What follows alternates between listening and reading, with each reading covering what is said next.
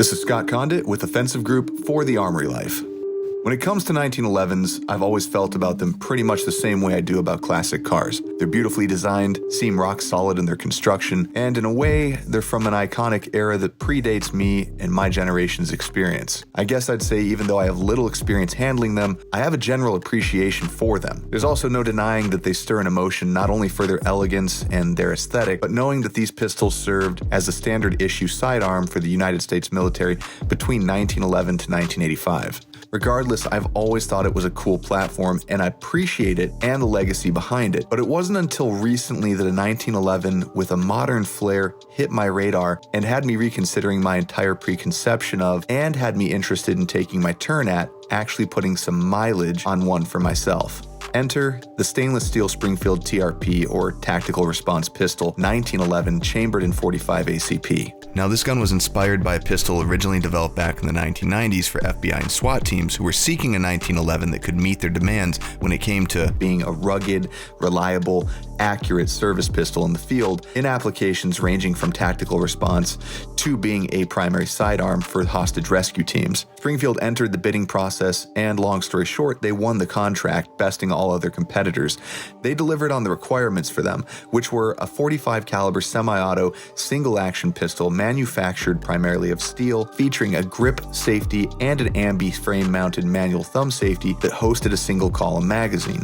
Now, a key contributing factor to the ruggedness, reliability, and manufacturing consistency component of those requirements lies at the very heart of the pistol itself, a forged stainless steel frame and slide. The rugged, weatherproof stainless steel chassis begins its life cycle out as a billet of steel that endures the intense heat and pressure of the industrial forging process, being heated to a high degree, compressed, and then mechanically pressurized, then finished within CNC machines and at the hands of craftsmen at Springfield. This process is superior in terms of imbuing that steel with its strength and properties when compared to frames and slides that are mass-produced and manufactured using the casting process. Now, the result is a beautifully polished and finished piece that will stand the test of time, both as an heirloom in the family war chest and in action on the battlefield, so to speak.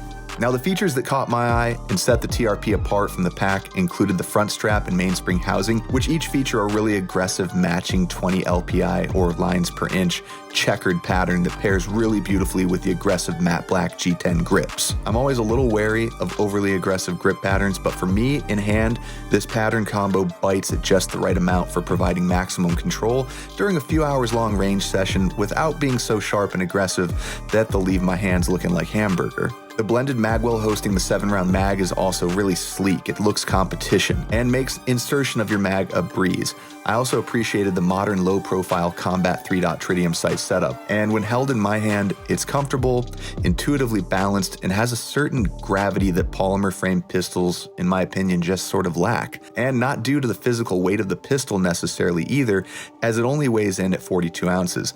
1911s just seem to feel more substantial, to me at least. Now, running the 5-inch forged stainless steel match-grade barrel with a 1:16 twist was smooth and precise, and beyond that, it looks and feels like a master-crafted, hand-built 1911 versus a production gun, which is pretty astounding for a gun of this fit and finish that has an MSRP of only $1,648 US.